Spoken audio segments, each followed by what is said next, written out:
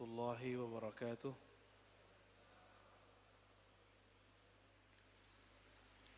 الحمد لله رب العالمين حمد الحامدين حمد المستغفرين حمدا يوافي نعمه ويكافئ مزيده.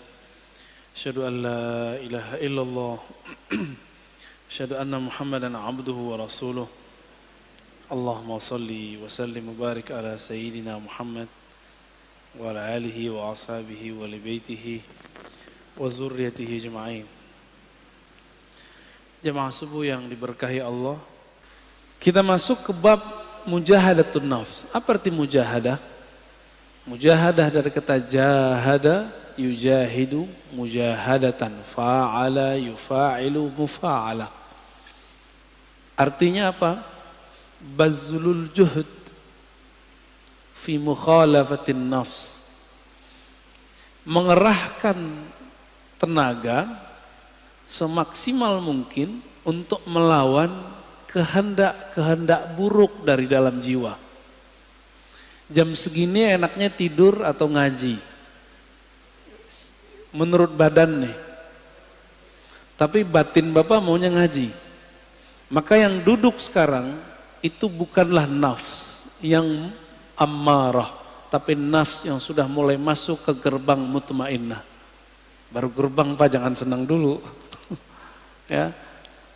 An-nafs ini jiwa kita, sebagaimana sudah masyhur disebutkan dalam Al-Quran, ada yang disebut innan nafsa, sesungguhnya jiwa, ada yang apa?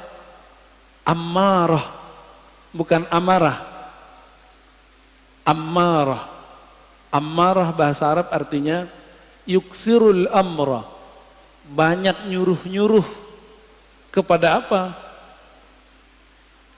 Bisu, dengan yang buruk-buruk. Jam 3 enaknya tahajud atau molor. Molor ya. Itu normal. Normal itu. Tapi mujahadatun nafs itu melawan sisi normal manusiawi, menjadi di atas itu. Yang gak pernah tidur, yang gak pernah capek itu siapa? Malaikat. Malaikat itu gak pernah tidur. Maka di saat seseorang melawan rasa ngantuknya, dia sedang menghidupkan sisi malaikat dalam dirinya. Karena dalam diri kita ada karakter nuriyah, karakter malaikat. Kalau mau makan, antum mau makan nih. Normalnya orang kalau pagi-pagi jam 7, jam 8 lapar nggak? Terus antum shaim, puasa. Malaikat makan nggak?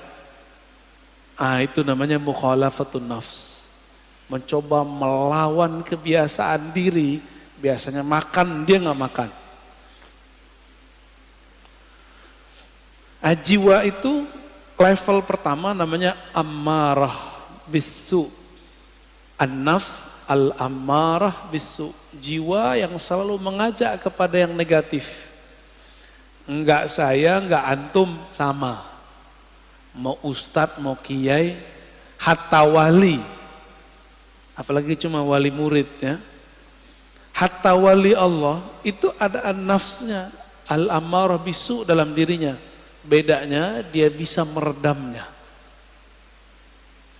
Jadi jangan dikira para wali itu selamat juga dari an-nafs al-ammarah. Dia ada dalam dirinya, namun Allah mengizinkan untuk meredamnya. Ciri-ciri an-nafs al-ammarah, ide-idenya untuk berbuat yang rendahan itu lebih banyak daripada yang tinggi, yang bernilai. Keinginannya untuk berbuat yang buruk lebih banyak daripada keinginannya melakukan kebaikan. Nah, itu ammarah bisu. Bahkan ammarah bisu ini lawan dari nafsul mutmainnah. Dia menjadi agen-agen maksiat. Kalau ada dia, maksiat tambah seru. Itu ammarah bisu. Sebenarnya itu diri kita sendiri ya. Jadi jangan dilihatkan ke orang, itu kita sendiri. Kalau dia agak baik dikit dan menjadi an-nafs al-lawwamah, jiwa yang lawwamah. Apa arti lawwamah? Lama yalumu lauman, mencela. Lawwamah yang banyak mencela dirinya, menyalahkan dirinya. Coba antum abis maksiat nyesel nggak? Abis nyesel nyalahin diri nggak? Atau nyalahin orang? Sama, nyalahin diri, nyalahin orang berarti an-nafs al-lawwamah. Ada penyesalan, lalu mengalamatkan penyesalan itu ke orang lain. Ini gara-gara dia nih, gitu ya. Atau ke diri sendiri. Kalau sudah bisa menyalahkan diri sendiri, berarti sudah lolos dari nafsul ammarah masuk ke nafsul lawwamah. Dari nafsul lawwamah sudah di ujungnya. Karena sudah bisa memandang bahwa diri kita lah yang bermasalah. Ciri-ciri nafsul lawwamahnya belum bisa disembuhkan. Kalau maksiat, kalau salah, selalu menyalahkan orang. Ini kena handphone nih. Ini karena musik nih, musik yang disalahin. Kan baru muncul kemarin ada artis mau hijrah, mau tobat, yang disalahin gitarnya yang disalahin. Dia yang maksiat, yang disalahin musiknya. Musik itu awal pembuka maksiat. Masya Allah. Saya nggak bela-bela musik juga, karena saya nggak bisa main musik. Tapi kalau dia menyalahkan musik, berarti dia belum menyalahkan dirinya sendiri. Yang disalahkan diri kita sendiri. Anda mau tanya sama antum, lebih berbahaya musik atau smartphone? Penyebab maksiat.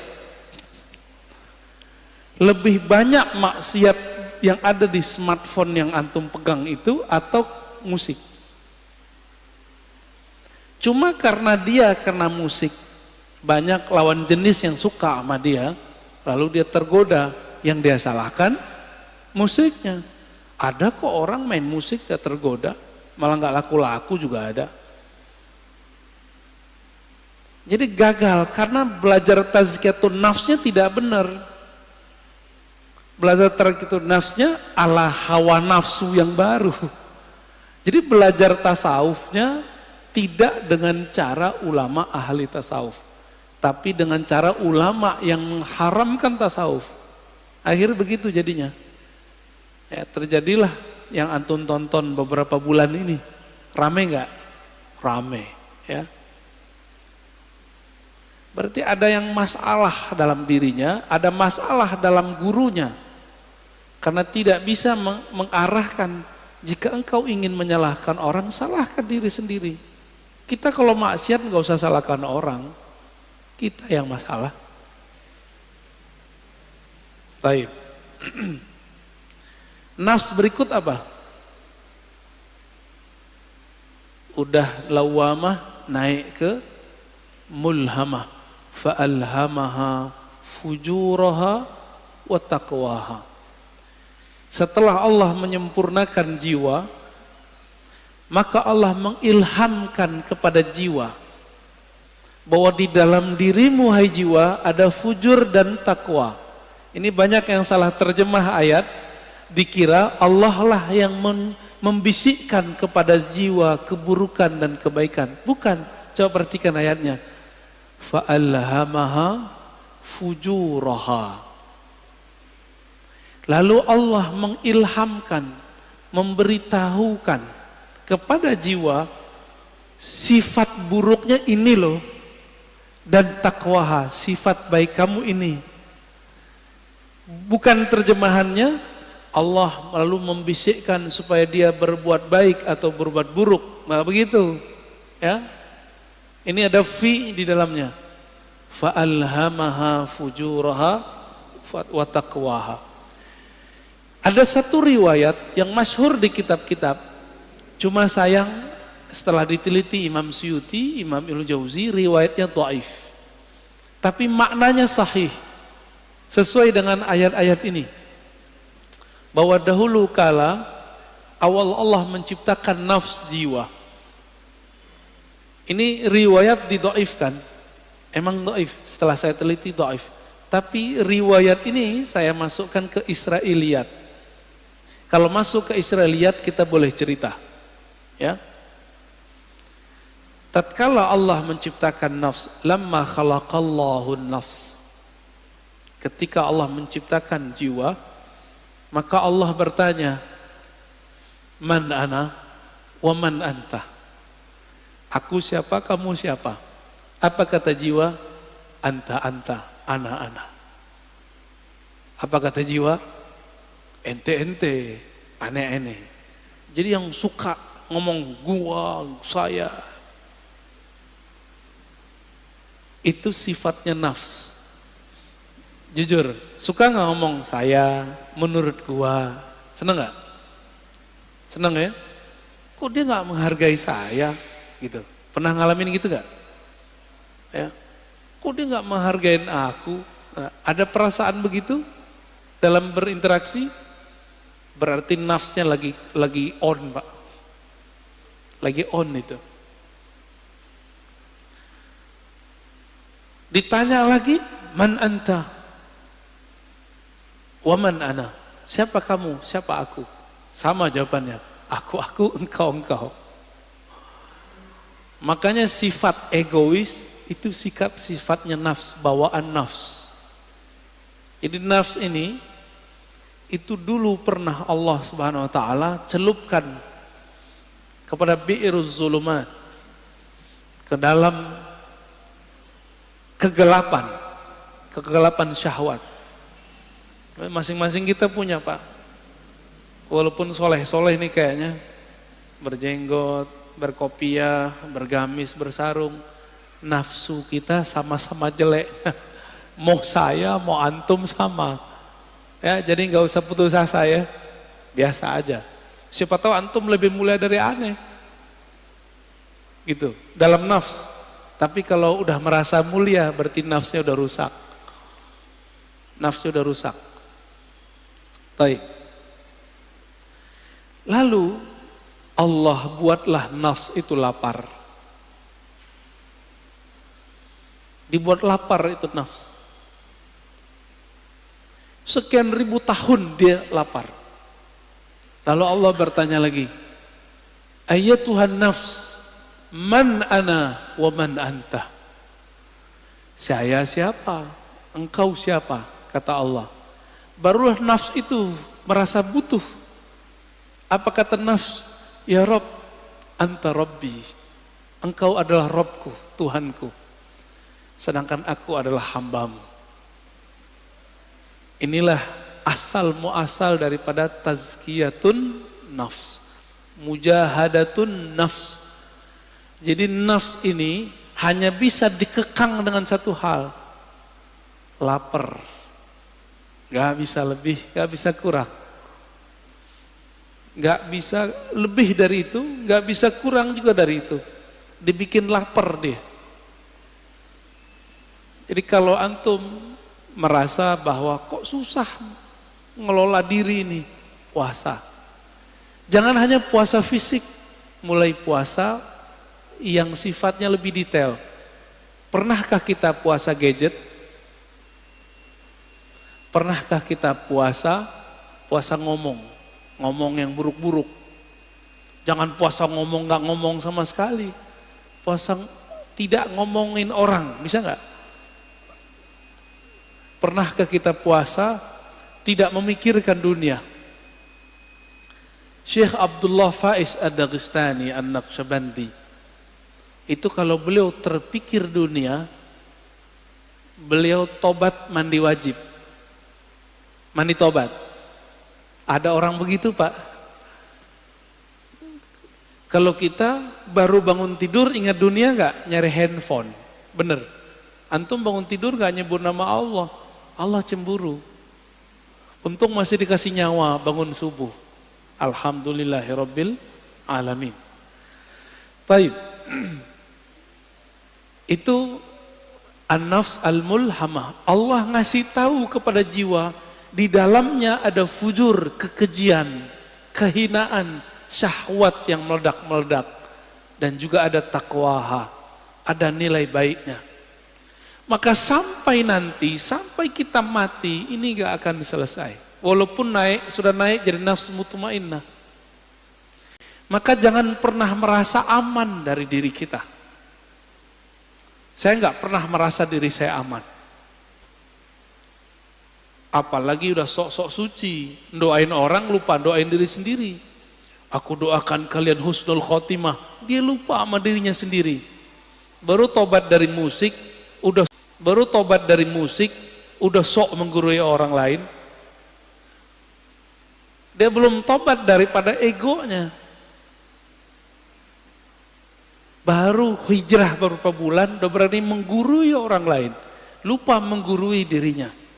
Lalu melihat orang lain yang melakukan hal masa lalu dia dengan pandangan hina.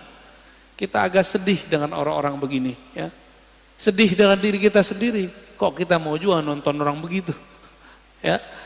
Baik. Inilah gerbang mulhamah. Jika dia sudah mengenal sisi buruknya dan juga mengenal sisi baiknya. Kira-kira kalau orang berakal ngikutin yang mana? Karena dia sudah tahu di dalam dirinya ada sisi buruk, dia tidak menyesali putus asa kalau terjebak pada maksiat. Emang dari sononya udah begitu. Fa'alhamaha fujuraha wa taqwaha. Memang karakternya nafs ini begitu. Dia mengikuti yang rendah-rendah, fujur. Ada yang halal, maunya yang haram. Emang begitu kita. Maka Bapak Saudara makan Allah, kalau kita sudah tahu, coba lihat filosofinya. Kenapa Allah tidak pertama kali mengatakan fa'alhamaha taqwaha wa fujuraha. Tapi yang dimulai apa? Fujur dulu baru taqwa. Walaupun secara bahasa Arab wow itu artinya setara, tapi secara makna apa kata Imam Syafi'i? Ibda bima bada'ahullah. Imam Syafi'i itu kalau ketemu ayat susunan, maka beliau mengatakan mulailah memperhatikan dari mana Allah memulai. Itulah rahasianya. Bahwa orang itu pasti muncul dulu fujurnya, kekejiannya. Jangan-jangan saya lebih keji daripada antum kan? Kan nggak tahu juga. Jangan-jangan yang berbicara ini lebih hina daripada yang mendengarkan. Tapi jangan putus asa. Allah itu ngasih tahu bahwa diri kita hina. Kalau kita terjebak, jangan putus asa. Kita punya sisi yang takwa. Disebut tobat. Gitu. Maka orang-orang yang bertobat dari masa lalunya dengan menyalahkan dirinya sendiri, tidak menyalahkan orang lain, lalu mentazkiyah dirinya, membersihkan dirinya, baru kemudian membicarakan yang lain. Orang ini sudah mulai naik ke makom berikutnya, an-nafs al-mutmainnah, jiwa yang tenang. Lalu bagaimana cara supaya jiwa itu bisa dibersihkan? Maka kita katakan mujahadah itu nama sekolahnya, kurikulumnya namanya tazkiyatun nafs. Bisa bedain. Tasawuf itu nama kampungnya. Jadi tidak ada namanya tazkiyatun nafs kalau tidak bertasawuf. Nggak akan ada, Pak. Oh, ini sudah ada sebelum tasawuf. Iya, tapi itu spiritnya tasawuf. Tazkiyatun nafs itulah yang disebut dengan taubah. Tazkiyatun nafs itu disebut dengan taubat. Dimulai dengan tazkiyah nafs itu dengan cara puasa, taubat, ya, taubat dari dosa. Jadi kalau kita turunkan tasawuf, mujahadatun nafs, apalagi tazkiyatun nafs, begitu modelnya. Jadi kalau ada orang mengajak kajian tazkiyatun nafs, tapi tidak memulai dengan tasawuf, gimana kurikulumnya? pasti ada halalnya, pasti ada kelemahan-kelemahannya. Kayak gitu modelnya. Ya, karena nggak tahu petanya tadi, dimulai dari jiwa yang 4. Ammarah, lawamah, mulhamah, baru masuk mutmainnah. 4 aja udah cukup dulu sebelum yang 3 yang lain. Jadi taubat itu bukan saja dengan cara mencela maksiat kita. Taubat itu dengan cara tazkiyah, itu pertama. Lalu tahliyah yang kedua. Apa arti tazkiyah? Membersihkan diri dari yang kotor. Kita kalau mau sholat, tubuh kita kotor. Kita langsung sholat atau mandi dulu? Mandi itu namanya tazkiyatun nafs. Mandinya orang-orang maksiat, tobat. Supaya simbol dan maknanya nyatu, maka ada namanya mandi tobat. Nah, pernahkah kita mandi tobat? Maka mulai pagi ini, coba Bapak sekali sehari niat kalau mandi itu mandi tobat. Mau ngamalin? Ya. Jadi ketika kita mandi, kalau mandi tobat berani nggak pakai celana? Maka pakai kain basahan. Kecuali antum bukan mandi tobat. Pakai kain basahan atau pakai celana kita mandi. Cara mandinya gimana? Mulai dari wudu. Lamain di kaki, siram kaki kita dulu. Udah siram kaki, mulai pundak. Baru kepala. Niatkan, ya Rob, ampuni dosaku. Jadikan dosaku hanyut seperti hanyutnya daki-daki di badanku dengan air ini. Dalam hati kita ngomong,